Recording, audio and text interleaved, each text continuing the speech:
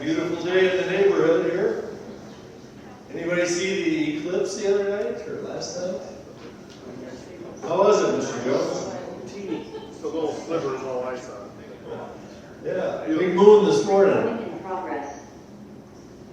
All right, well, thank you. Meeting in progress.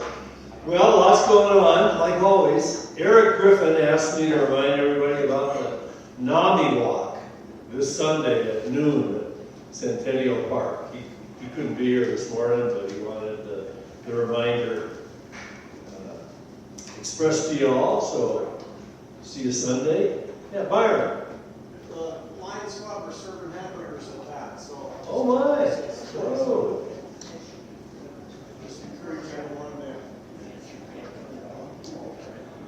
Just encourage everyone to come. Lions Club double cheeseburger is pretty good to have. It's 11 to 12:30 is when we'll be doing that. I've also been on the Helena affiliate for about 7 years as a board member, so they do a lot of good. So it definitely is a good cause.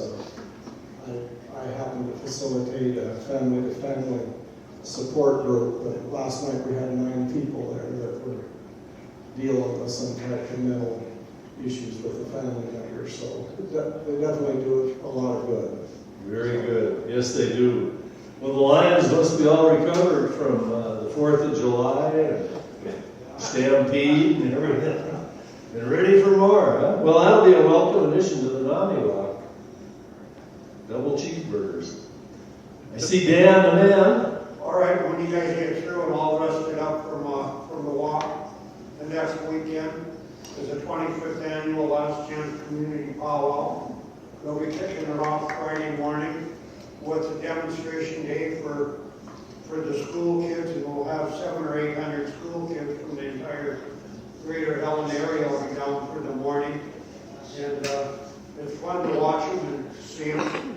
And you've probably never seen anything as scary as when the MC invites them all to dance. And you get that many kids charging in the middle of the exhibition floor. But we'll have a grand opening Friday at 5 o'clock and then Saturday and Sunday. And we fund that by selling Indian tacos. So come down, buy a taco, support us. And if you can only make it there for a little while, check your schedule and try to be there at grand entry. Because at grand entry, it's the greatest sight you can ever see at a powwow. Because when our honor guard brings in the flag, it's followed by all the rest of the dancers in full regalia.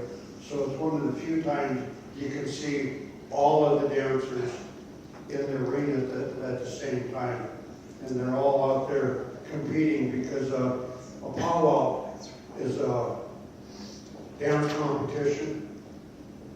This was a thing that the natives thought of years ago because we used to bastardize our ceremonies by doing them in front of it, and we come up with, let's just have a dance contest, and we can do the same thing without ruining a perfectly good ceremony. So come on, have fun, have a taco. Yeah, very good. Dan, I'm just looking at the dates here. So I'm going to say this is the Friday the 27th. In the morning is when it'll start, and then the grand entrance would be that evening? Yes, it'll be at 5, and I believe on Saturday it'll be at noon and at 6, and then Sunday at noon. Okay. We have Friday night is usually just demonstration dancing, so it's good to see them dance. But then when we get into competition, we like to do 3 rounds, so it's easy to judge and break a tie. We have dancers get tie in competition. Or you have to have a dance off, and that's always fun too. All right, so that'll be, okay, next weekend, 27, 28, 29, Last Chance Community Powwow. Great event. What now we got a check with your name on it? Yeah. I'll be there. Annie? I want to ask my friend Marty Finnegan, if I've got the last name right, to talk a little bit about himself. He is a godsend in my little universe. Thanks, Marty. Oh, yeah. Hi, I'm Marty Finnegan. I moved here about 4 years ago to better spoil my grandchildren, who are the children of a Helena native. I'm doing a good job at that. But I took on a new job. I'm kind of here as Valerie's boring sidekick. I volunteered to be the treasurer of Hands On Global back in April. And so I knew Valerie was speaking today, so I came here in case any of the really difficult questions about finance. Good to meet everybody. Thank Well, you. let's welcome Mr. Finnegan here. Let's see, is there anybody else who's here? Matt? Hi, Matt Sister 406 Recycling. We will have a data secure, responsible electronics recycling drive next Friday at the Good Samaritan from 10 a.m. to 6 p.m. So cell phones, old TVs, all that. There are fees for some items. 406recycling.com has more information. Thank you. All right, thank you, Ben. Is there anybody else who's here that hasn't been here before? Yeah, Ben, you've been here before. Hi everyone, my name is Ben Piper. I'm the chair of the Helena Citizens Council. The HCC, or Helena Citizens Council, is a branch of local government. There are 7 districts with 4 elected representatives in each district. This Wednesday at the Civic Center, we're having an open house. We invite you all to come and meet your district representatives, and we're also looking for feedback on some of the future planning that the city of Helena is undergoing. So I'd love to see you there. Thank you. All right, what time, Ben? Yeah, that is 4:30 to 6, Wednesday the 25th. All right, very good, very good. Let's get Ben ahead. We're looking to have a more extended program on the Helena Citizens Council, probably sometime in the winter. Annie, back there, the gentleman. We've got a busy morning going on here. Yes, Steve. Thank you, Jim. I just got to say, well, thank you, and I'll tell you guys why this great chair is What here. does that chair do? This is a gift from Peter. A couple weeks ago, I asked you guys all for any silent auction contributions for our Head Start fundraiser. Peter gave us this really cool chair, and had the idea of bringing it here so I could talk a little bit more about the fundraiser. So thank you, Peter. So our Head Start fundraiser is 2 weeks away. It's the extravaganza fundraiser. And I just really want to quickly talk about what our program is. Sometimes I assume everybody knows what Head Start is. A lot of you probably do, but for those of you who don't, it is a free early childhood development program for children ages 3 to 5 from low-income families. We have classrooms in East Helena, Townsend, and Whitehall. We have about 120 families enrolled right now in the program. So obviously a very important program and very vital for people that are working full-time to have the ability to bring their kids somewhere while they're at work to get the head start they need for success later in life. And it's also just as important for the parents to have a place to bring their children. Childcare being so expensive. This fundraiser is put on by our Friends of Head Start committee. We're the fundraising arm for Head Start. The great thing about Friends of Head Start is we use 100% of the money we make back and put it back into the Head Start program. That can mean help with funeral expenses, emergency and medical situations, clothing for children. We just finished a really cool project at our Valley location. We put in a big trackway for the kids to use. So we try to really use the money, put it back into Head Start. And this extravaganza fundraiser is sort of our big, it's the way we make all our money actually. So please come out. We're gonna have food, live music, a bar. I think if you have those 3 things, you're gonna have a good time. We'll also have a silent auction, obviously, a live auction.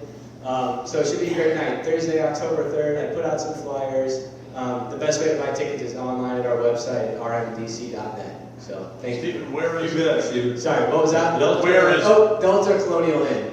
Also, I have one other thing. I'm going to hand out some Rocky trivia flyers. If you're interested in winning some free tickets, fill out the flyer, put your email on it, hand it to me when you leave, and if you win, I will have free tickets for you at the door. Thank you. Great. Yeah. All right. I just want to talk about and how important that program is. These kids are low income, they don't have a lot of opportunities, but Head Start come out of the war on poverty by President Johnson, and it's one of the few programs that still runs the way it was designed to do it. It takes participation by the parents for that child, so it helps the whole family. And I've told stories about at one of the retreats we were at, I watched a young gal who was very bashful and couldn't say a thing, and wouldn't. And after after a couple of days there listening to this and these other people, she became quite an advocate for that child. And if you can make a parent an advocate for a child, you'll help that child forever. And the importance of this fundraiser is 20% of our grant has to be matched locally. It isn't like the feds give us money to do this and we just can spend it. We have to match it. That 20% is a tough one to match up. So when you come out and help us fund that program, you are making them kids helpful. And there was at one time, there was a Native woman that was elected head of OPI, the state of Montana. Juno was her last name, you might have heard of her. No. That woman started her education in a Head Start classroom in Rockies, Montana, and went on to be the first Native American woman elected to a state office. So it can send you a long way in the world. So get out. And you'll also have a chance to bid on some much nicer looking chairs than that. Which makes a lot of difference when you get older and you don't have enough padding. I'm sorry, Dan. You wouldn't Well, believe we'll what I see thought I heard you what say. you bring, Dan. Get over here. I'm thinking of Sharon Stewart Paraguay, who's in our state legislature. She got her start as a Head Start mom as well. Mickey, you got a lot coming up. The League of Women Voters has been all over this election. We're all over the election. We're trying to make a difference in the Helena community. Want to remind everybody that next Monday, September 23rd, we are going to be having a forum for Lewis and Clark County candidates for commissioner.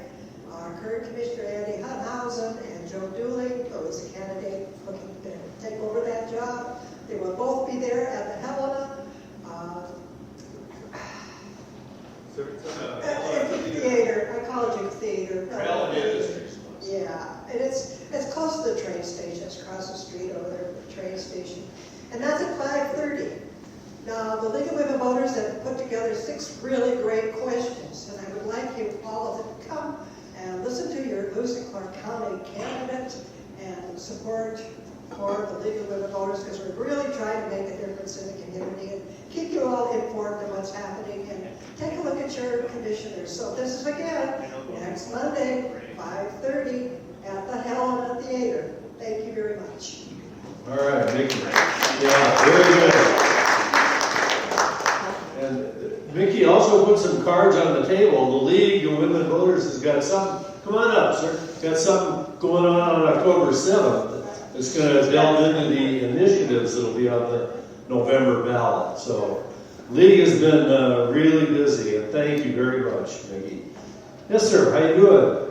Good, thank you. Good morning. My name is Casey Askin, and this is our first time here, but I just wanted to introduce, I'm the DECA advisor over at Helena High School, and we just live right across the street, so it's kind of convenient. We have a couple of my officers are here this morning, so if they want to stand, I've got Claire Eaton, president of the DECA Club, and Layla Riggs, vice president. That'd be a great opportunity for them to take part in some community type events and be here and kind of be aware of business things that are going on in the community of Helena. If you don't know what DECA is, any DECA people that did DECA when they were in high school, just curious. Oh, we got a few. DECA is the Distributive Education Club of America, which is a marketing and business club. So, just so you know. Okay, thank you. Very good, Mr. Aspen. And welcome. What are your students' names again? Claire Eaton. Claire Eaton. And Layla Riggs. And Layla Riggs, all right. What year are you? What year at Helena High are you? I'm a sophomore. Sophomore? I'm a senior. Senior, okay. And you're working on biz projects, right? Yeah. Very good. Congratulations. What else is happening here? You know, yes, ma'am. Hi, Evan Rogers, the Teen Services Librarian at the Lewis and Clark Library. I just wanted to let you all know the big read, the community read for Lewis and Clark this year is going to be The Cold Millions by Jess Walter. It is a book set in Spokane in 1909, 1910. It's a really good one. The author's coming out in October.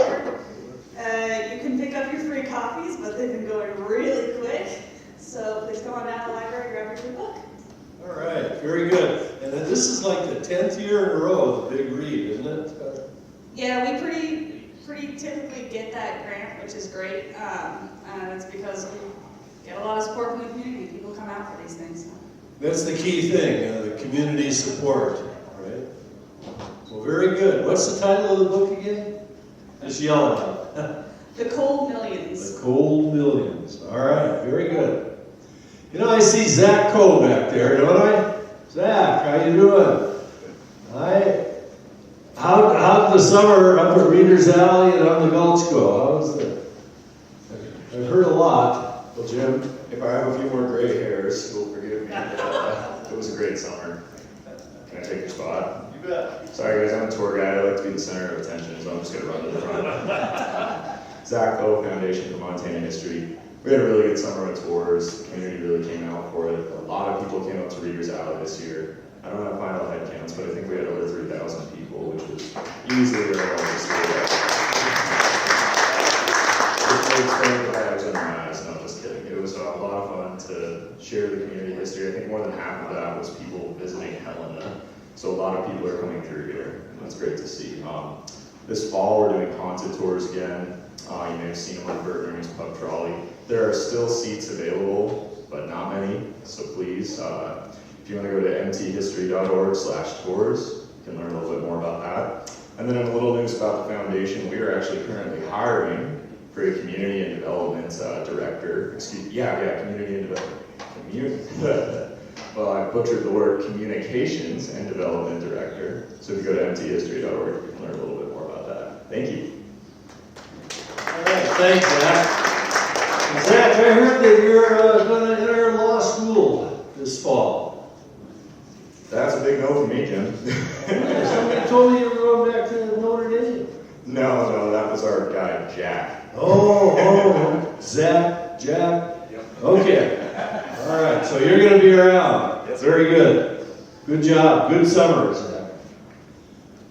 Well, who else? Who's got a introduction? Anybody who hasn't been here before? I want to forget that. Anybody on Zoom got anything for us? Any of our Zoom guests this morning? Well, okay. That means that I get the privilege to introduce one of our speakers this morning. I've been able to, Valerie Helena is going to come on up front and give us some information about the Helena Area Refugee Resettlement Team, aka HART. I shouldn't say aka HART, that's two in a row. HARRT is what the HART stands for, and Valerie is a fearless leader of both HART and Hands on Locals. A lot has been happening in her world. She's a busy woman. Thank you. Come on. Yeah. Why don't you take Jim's spot up there? Yeah, wherever you're, let's welcome Valerie back.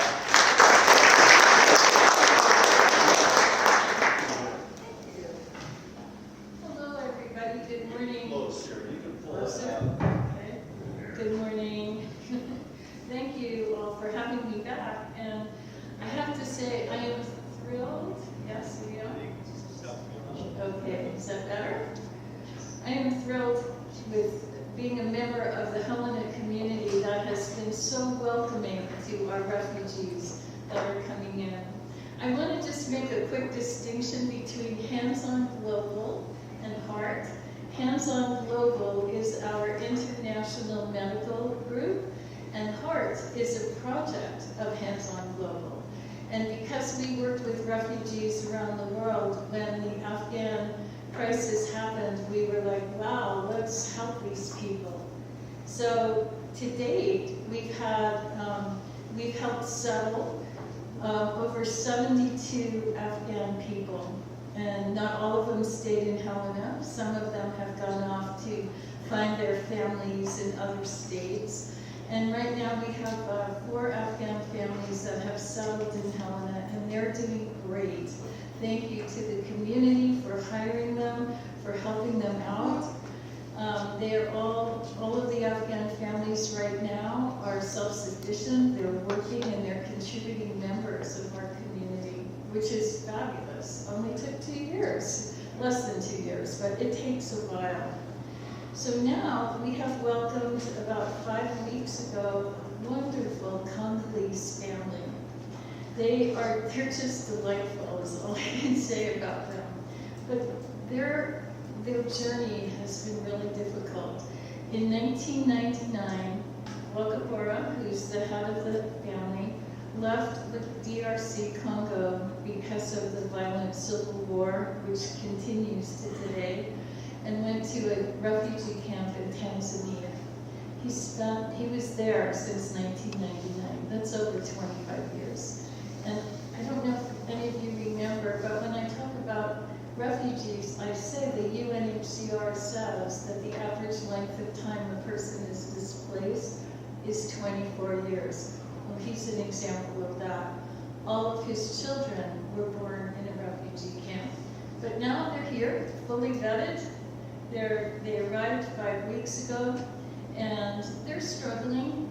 I mean, going from a refugee camp to the freedom and beauty of Helena, Montana is a challenge. One of the challenges they had seems so simple.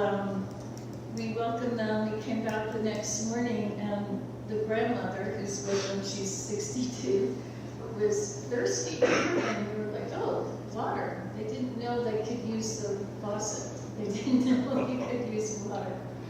They didn't know how to use the microwave. They didn't know how to use the washing machine. They're catching up. So as a community, I'm just encouraging you, if you see some really colorful people walking around, our African friends, please greet them and say hello. They are struggling with language at the moment. The Wakabora and his oldest son, who's 17, speak some English. You could have a conversation with them, but they're really happy to say Jambo, which is hello in Swahili, and they'd be pleased if you did that. There are 7 children in the family, and some of them are attending school regularly for the first time. And you know, Head Start, thank you. Head Start has helped a lot of our Afghan kids settle. So again, we ask the community, we thank the community for all the help you've given us, and this family needs a little bit more support than our other refugees. The other thing I wanted to talk about is we will be bringing some more Afghan families into the community very soon.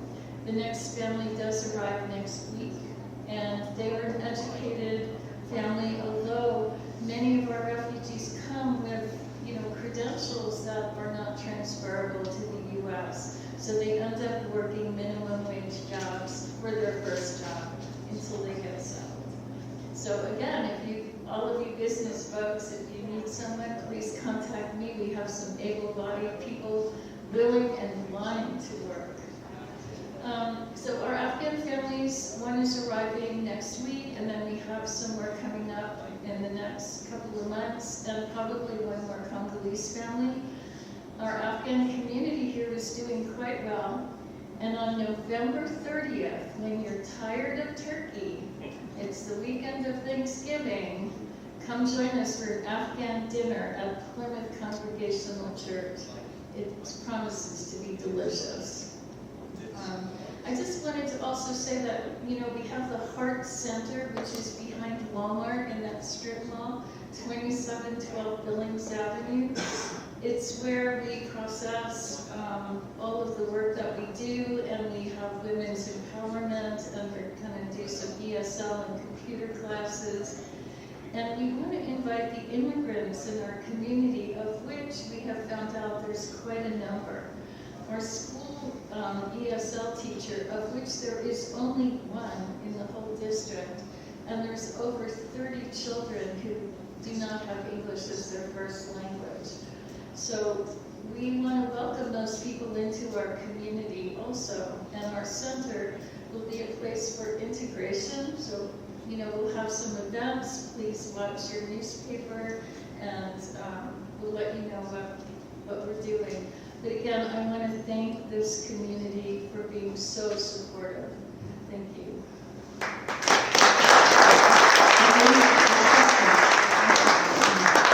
I'll start.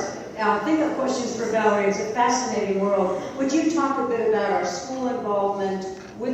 issues, and if there's anything we can do to help these students in their process of working toward fluency in English. Yeah, school, you know, kids pick up English really quickly. It's surprising how quickly they do. So our school program, like I said, there's one ESL teacher, Therese Tucker, and she has a huge job. So we just have gotten a grant for the elementary school children. We're at Smith School, starting today, actually. We have an art and music ESL after-school program that will help the kids, you know, get English and develop their language skills and have fun doing art and music. And they're being taught by a music teacher and an art teacher who are both ESL certified. The schools, I'll tell you, our schools are just so wonderful and open to these children, and they're making friends, which is wonderful. Yeah, any other questions? Thank you. Rick? Hey, Rick.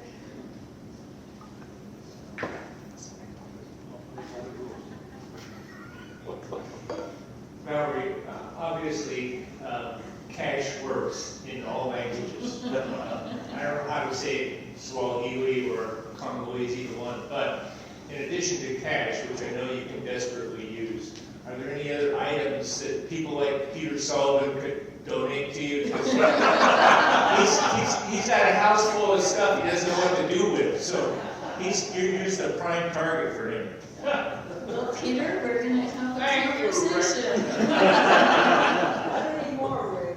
Yeah. Well, each time a family comes, we have to secure housing for them and furnish it so that they walk into a completely functioning household.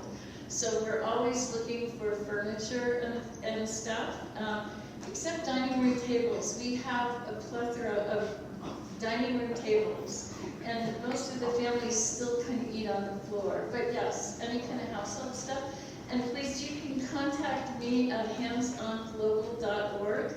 We also have a HART, H-A-R-R-T, Facebook page. And my phone numbers, actually many of you have my phone number, so feel free to call me or email. And if people want to donate, they can also donate online. It just goes through that Hands On Global page, look for art, and you can donate there. And actually, thank you, Anne. Right now, we have a GoFundMe page going for the Luamba family, the Congolese family, because they are going to need help for their first year, more so than our other refugee families. So please feel free to donate towards them. And I do want to give a shout out to St. Mary's Church.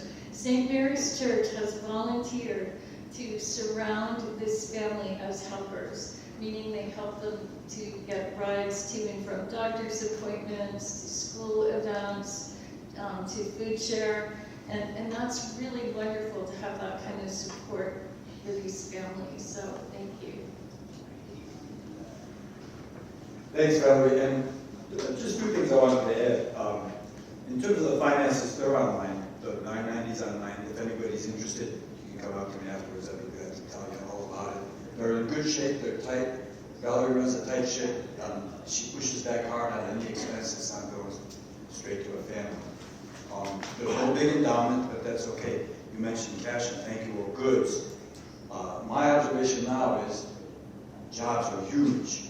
These guys just want to work, and they want to work hard. They want overtime. They want a second job, third job. There's a language barrier, but it can be overcome, and there's many ways. So please, think twice about that. They need housing. Clean is good. Safe is important. Clean is good, but a little run down is fine. Thinking where they come from. Cheap is important and well located because it's hard for them to get a car. So if anybody hears about some kind of housing, that would be huge. And then volunteer time. So the kids are at school, but the mom, Janae, and the grandma, Mama Binti, they're kind of sitting at home, and if you want to go over there and just talk with them, volunteer, read a book to the kids. There's 2 kids who are in school. That would be huge as well. Help them integrate into the community. So I think that would be really wonderful. But everything you're doing so far has been tremendous. When I see what this group has accomplished with the support of the community, it makes my heart swell. Thank you. Thanks, Marty. Any other questions for Valerie? Valerie, how about you yourself? Have you been stateside or have you been? I have. I canceled my November Ukraine trip because of the arrival of more refugees here in the community. But some of my team members from Hands On Global are still going to Ukraine. By the way, for Ukraine, on Hands On Global website, handsonglobal.org, we are still raising money for combat tourniquets. They are desperately needed in Ukraine. And so we are able to source them in the EU. And we do $15,000 at a time, which buys 100 tourniquets. Valerie, can you give us a little information on how long it takes these people coming into the Helena area to get a green card so they can actually work? And what kind of skills maybe this family that just came in might bring with them so that we know where they might enjoy working? Oh, thank you. Yes. So they arrive with an EAD card, which is an employment authorization document. So from the moment they arrive in the U.S., because they've been vetted, they are able to work. They get their Social Security cards in the mail within a few weeks. And they all come with different skills. Our Congolese gentleman had worked in World Vision Center as, I think he was stocking. And when I asked him recently what he wanted to do, he wanted to stock and carry things. So he would be good to work in a warehouse or something like that. The Afghans who were coming, one of them was a pharmacist and the other is a midwife. Now, again, those kind of skills are not immediately transferable, but helpful that, you know, they have some skills. And another family that's coming soon, the gentleman has a master's in business. So there's some, you know, good skills there. Yeah. Thank you. Valerie, could you talk a little bit about the fairly complicated relationship that HART has with the International Refugee Committee, IRC? Wonderful but complicated. Would you address that, which is the group that does the vetting and make sure all the T's are crossed before people come here? Okay, so we are aligned. We are a community partner with the International Rescue Committee, which is one of the 8 resettlement agencies in the U.S.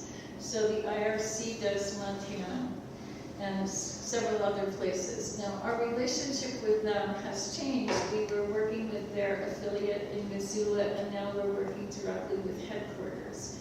And the refugees are vetted by the International Organization of Migration, the IOM office, and then their information is given to the IRC, who then looks to see if there's any family ties in the U.S., and if there are, they try to get the family to the area where the refugee, where their family is.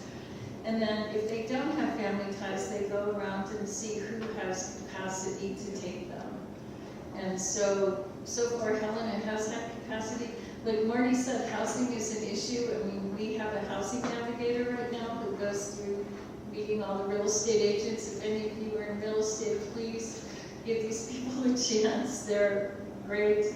It's been hard finding housing for a family of 10, but usually they're families of 4 or 6. Anyway, working with the IRC has been, what happens is they give us a family and they ask if we can take them, and then we give an assurance that we will. And then they can be scheduled to come within 2 weeks, sometimes maybe we get a month to know, but it goes pretty quickly, so we get pretty frantic, like 2 weeks before somebody's arriving, trying to get the furniture, get the apartment, figure it all out. Yes? So Valerie, when you say they've been vetted, what does that mean? Okay, so when you say they've been vetted for the folks on Zoom, what does that mean? it's a pretty complicated process. So, for instance, the Luamba family was in a refugee camp for 25 years. At some point, I think it was in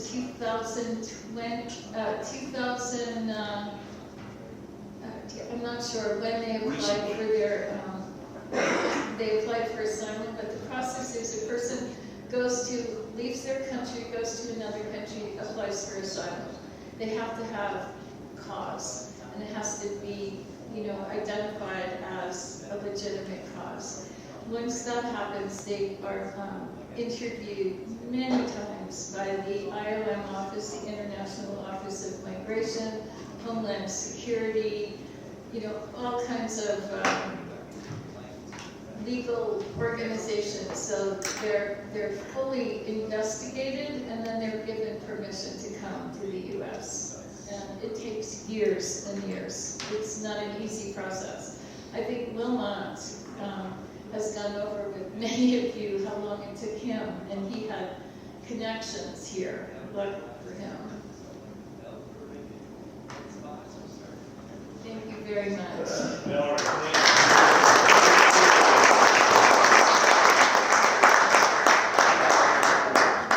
Amazing.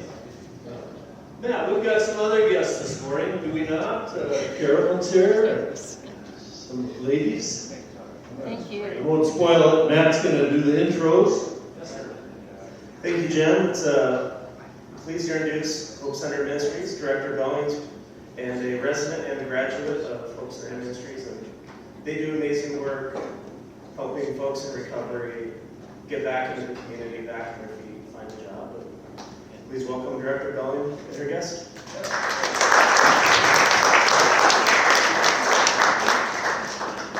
See you again.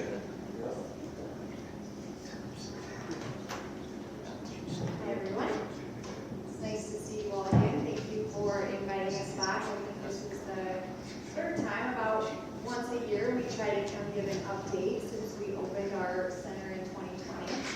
And it's always really neat to hear about the other programs and everything that's going on in the community. I love Head Start and hearing about the services for the refugees. That was just really neat. So it's nice to see always a group like this meeting and being involved. So thank you. And yes, my name is Carolyn. I'm the director of the Women's Hope Center. We are located in Clancy. We've been around since 2020 and have had over 200 women come through our program. We are a Christian discipleship program designed to help people who are struggling with substance use. So we can serve as an alternative to incarceration, and we know that the jails and places like that are typically overcrowded. So if someone chooses a faith-based approach, they can have that as an option to come to our program. We have a men's center outside of Butte, and then we're opening a center up in Ronan. Hopefully within the next 6 months, that will be the first center on tribal land, and another center for women here in Montana. So our program is 1 year long. It's split up into 3 phases, and it's designed as a transition. So to take people from possibly incarceration, maybe homelessness, all sorts of different reasons why they could have ended up in this situation. Addiction does affect everybody, all walks of life. So we're taking them from a very difficult time in their life where they may come in to where sometimes they come in, they don't have any clothes. The last speaker spoke about having to provide clothes, hygiene supplies, everything. We do that for our residents, and then by the time they graduate, all of them are meaningfully employed in the community. And they have had a minimum of 8 weeks, sometimes longer, to save up money so that when they transition, they have money saved to do that. It takes a little bit extra when you're coming up with first month's rent and a deposit, trying to purchase a vehicle, so you need a little bit of extra money saved up than you typically do to live on. So we let them do that and take them through a financial management and budgeting class when they leave, so they know what they can afford.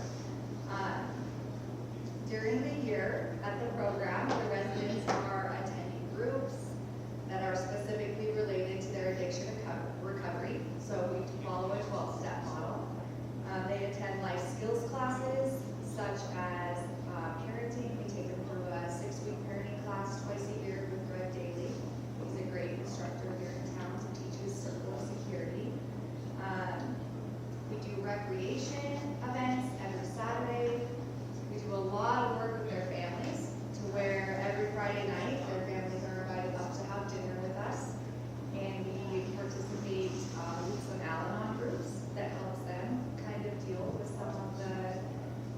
issues that come up and the hurt and anger and all those things that addiction can damage in relationships, so they can start working through that. And then just the fact that they all live there together, and we have capacity for 34 residents. I believe we have 26 possibly. We got 3 girls this past week. So the fact that everyone lives together provides an opportunity for them to learn all sorts of other life skills necessary to maintain success in recovery, such as how to navigate conflict resolution. We do a lot of that. We do a lot of leadership training and helping them understand their own unique sets of abilities and skills, how to work together as a team, how to navigate difficult relationships, difficult people, what a healthy relationship looks like. So these issues come up every day just because of the residential nature of the program, which is really what we're teaching them how to do. So at the same time, they're going back through, all of the trauma and hurt that got them there, they're also looking forward towards the future and having to live day by day. And that's not easy to do. It's not easy to do both at the same time. And that's what we're challenging them with and helping them through. Most of our staff is in recovery from addiction. You don't have to be to work at Hope Center, but most of us happen to be, so we can understand where people have come from, which does help. This past year, for those of you who have kind of been following along throughout since we opened, this past year we were able to do some fun things for the first time. We formed our own women's Hope Center softball team, and we played on the rec league. So some of you might have seen us out there. Both of the girls behind me played, and so that was a lot of fun. We also were able to incorporate a self-defense class that was taught by Mike Tyson's trainer, came up for a weekend, and so a lot of our residents really benefited from that. It was specifically designed on how to get away from an attacker who might be bigger than you. So that was something that they found very beneficial and was just fun to do. We also took everyone camping, which we have done this every year now. So for 2 nights, we camped out at the lake with our partner church, just tent camping, and then we invite a lot of their families to come along too. So that's always a really fun weekend. And then all sorts of stuff like Lewis and Clark Cabin, Gates and Mountains. We try to hit those at least once a year because fun's important. So, sometimes people in district can think if they put away the alcohol, they put away, the substances, that's how they have fun. So we're trying to teach them that they don't need those things to have fun. And at the same time, teaching them how to be responsible in life. So that's what we do. We incorporate God family work, and we do all that and a lot of service work in the community because it works. That's what it takes to change your life. And the odds are against every one of us, every one of them when they walk in the door. You can hear all sorts of statistics. I saw one that said 2% of IV drug users ever recover. And so that is a really small number. But we just went back through our local women's statistics since opening. And as of yesterday, 60% of our graduates are still clean and sober today, and they're meaningfully employed. So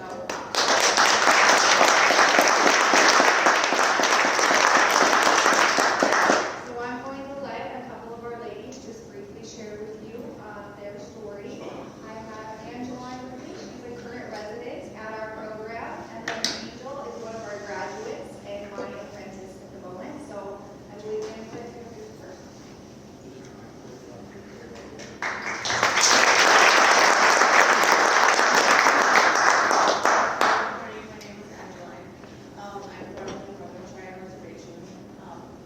I've been here for about a little over 5.5 months now. Can't hear. Closer to the mic, yeah. Just pull it out of there.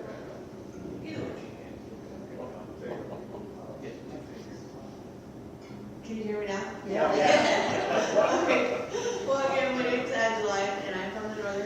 registration. I've been over at the program for about 5.5 months now. But just a little bit of my background. In my addiction, I lost the opportunity to be there for my children and my family. I basically lost all control of my life. It eventually led me to getting sentenced to 3 years for drug abuse. But when I was in jail, while I was incarcerated, I realized then that I needed to surrender to something higher than me. And I didn't really know God personally. I grew up with my own traditions, and I put that aside because of my addiction, and I just felt that I was disrespecting that in my culture. And so I never really learned any type of foundation with believing in something bigger than me. But now that I've been at the Hope Center, I have found God, and I'm building a strong relationship with Jesus Christ. I'm a community leader at the Hope Center, and I'm establishing a strong relationship with my children and my family. So I'm really grateful for the Hope Center. It's done a lot, and it's still doing a lot for my life. But today I've been sober for 7 months and 27 days.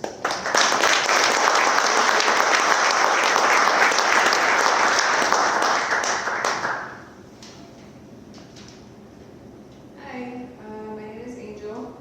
I'm also from the Northern Cheyenne Indian Reservation. Came here in March 2023 to the Hope Center. I graduated this past March 1st. But leading up to that was, the reservation. It's really hard to that's all I knew, and so I didn't know any job skills. I didn't really look forward to think I had a future in working a successful job or anything. I just was stuck in my addiction. I have 2 children, 2 daughters, a 10-year-old and a 4-year-old. I lost both my parents due to long-term drug use, health conditions that they suffered with for a long time. And my father, I lost him in 2016. My mother in 2020. 2020, I got really bad in my addiction. 5 months later, I was arrested on multiple drug charges and lost my children to CPS and was arrested. I was sentenced to 3 years, got out after 13 months, and was on drug court. I failed that. After 3.5 months, I was rearrested and given back my original sentence. And I ended up sitting another 13 months and was transferred to an Oklahoma County jail. And it was really hard there. Being transported there, it traumatized me, just being so far away, and it was 22 hours in shackles to be brought there.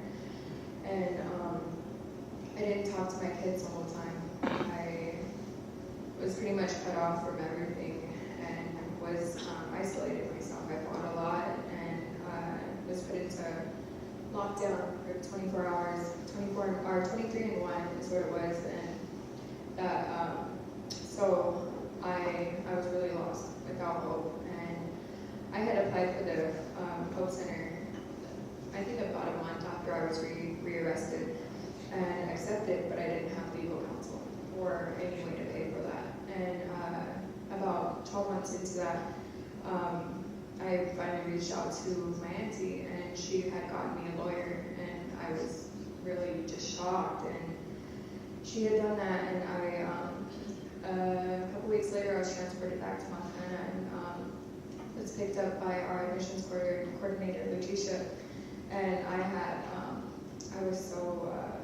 was freaking out. I had anxiety the ride here, had anxiety, I didn't know anything about Helena, and I was scared, and when I got here, it was just this warm feeling of peace that just came over me when I walked into the center, and it felt like home. And I walked through the program just really positive and ready for change and to be taken from a whole place and just start over and people, places, things. And Helena, the community, has been so good to me. I'm currently the apprentice director at the Hope Center and a career support specialist downtown at our place. And just doing those things and being selfless and serving, and it feels like I can, I want to keep one more person, help assist with one more person staying sober. And currently I've got my own place here in Helena. I move in soon. I'm reunified with my children. I talk to my daughters every day. I'll have them back in a couple weeks permanently, so I'm pretty excited about that. And I'm 2 years and 7 months sober.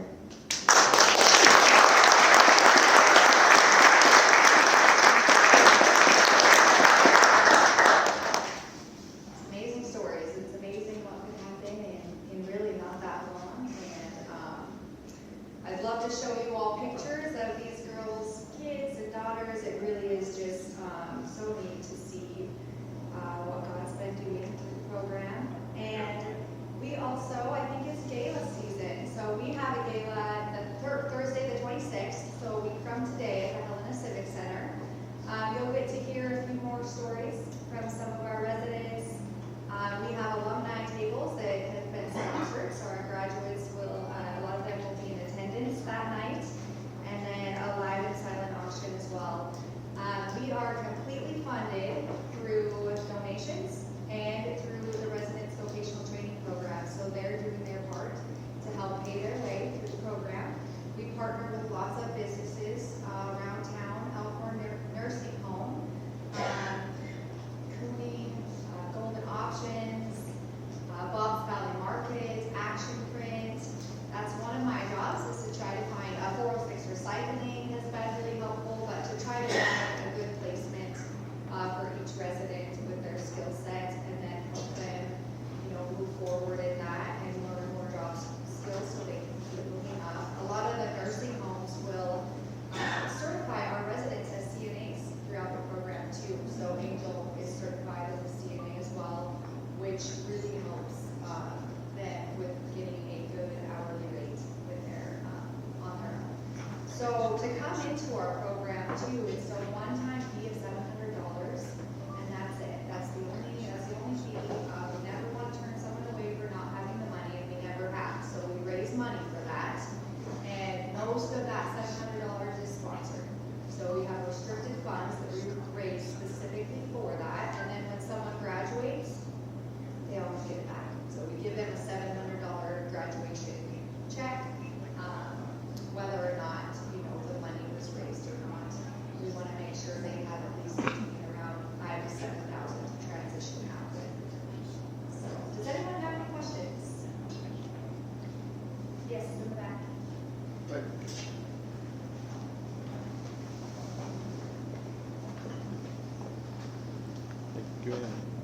I'm Bob Jones. I live here locally, and standing right in front of the camera. See my bald spot. So, I just wondered, it sounds like a wonderful program. It's outstanding work and outstanding people. Question, because you're faith-based, I would be a little concerned that there are some people who would want to be residents there.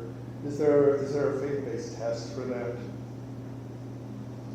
Did you say a faith-based test? Yeah, test. So you have to be of Christian faith or something like that. No. So during the vetting process, we have an admissions coordinator, Letitia. She would have loved to be here this morning, but she took a trip up to Hardin yesterday and did pick up quite a few residents, so she was a little sleepy. But anyway, she goes through, all they have to do is be willing. So we take them through Bible. But what they believe isn't really, it doesn't matter to us. They can treat the Bible as a textbook if they'd like and just learn about it. But we have people that come in from different religions. Some of them have never ever been into a church, and some of them are pastors' kids. So they just have to be willing because it's part of their curriculum. Thanks. Are you aware of the Good Samaritan program in Helena? Yes, actually, I can think of at least 3 of our residents that have transitioned from our program to Good Samaritan, following it so that they can, when they're reuniting with their kids. It's a great next step where they still have a lot of support, because that's a big change. I'm really glad to hear you say that, because I've been involved with the Good Samaritan out of the Rockies Center, and so it's really good to hear the good things that are coming out of that system.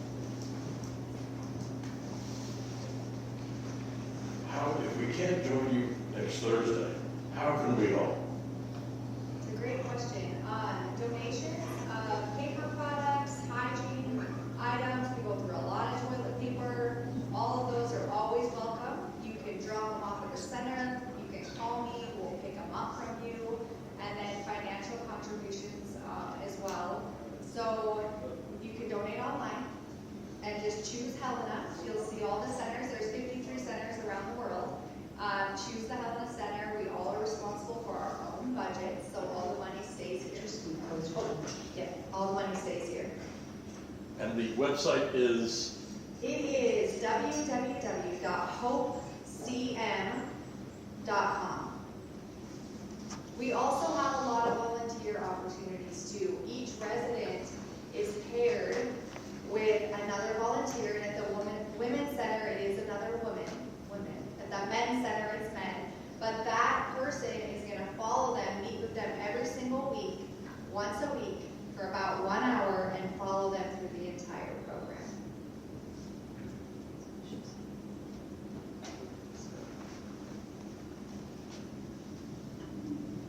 So I should probably save this for later, but we got time.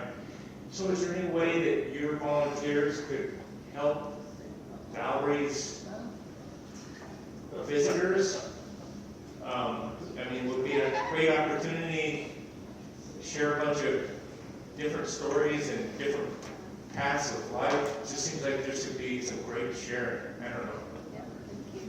Yeah, you know, so during from 8 a.m. until about 11:30, every morning, the girls in their first 30 days are in action, so they're in service work.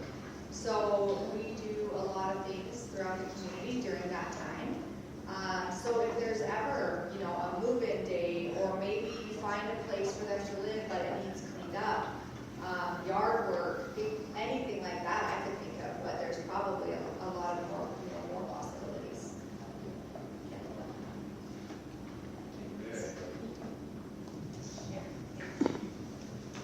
You know, I haven't spent so much time working with minorities and natives.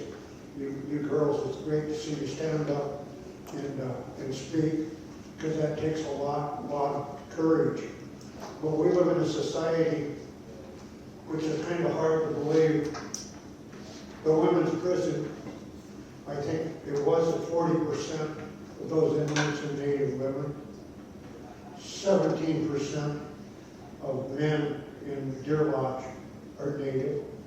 We're very disproportionately affected by that.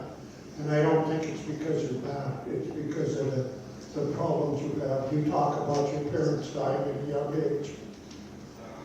My father lived to be 53 years old, which at the time he was over average for a Native American in the United States, as it is right now. Native men die 17 years younger than the general population. Women are 12 years younger when they die.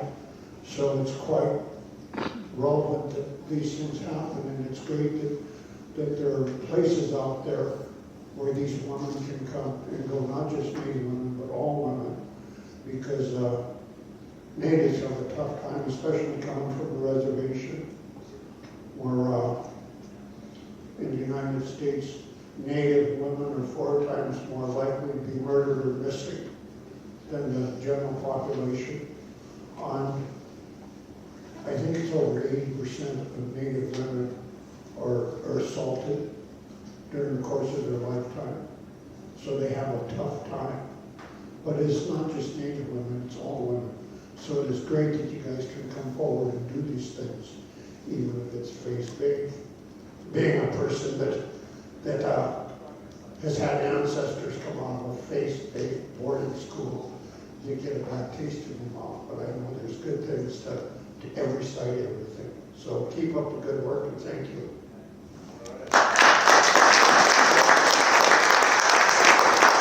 Thank you very much for coming tonight. Thanks for your courage.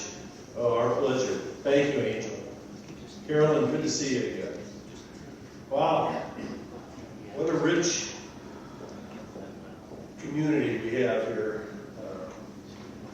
Could go on and on, but I won't. Because it's 8:01. Emily, everything okay? Your place, you and Jeff doing all right? Okay. Everybody else all right? You got it? Okay. Well, let's go about our day. We'll see you next week. We're swinging into election season. Got some candidate introductions next week. Among those will be Mr. Miskevich there and some others. But it's great to see everybody. Thanks for coming out this morning. And Carolyn, Valerie, thank you very much for all you're doing.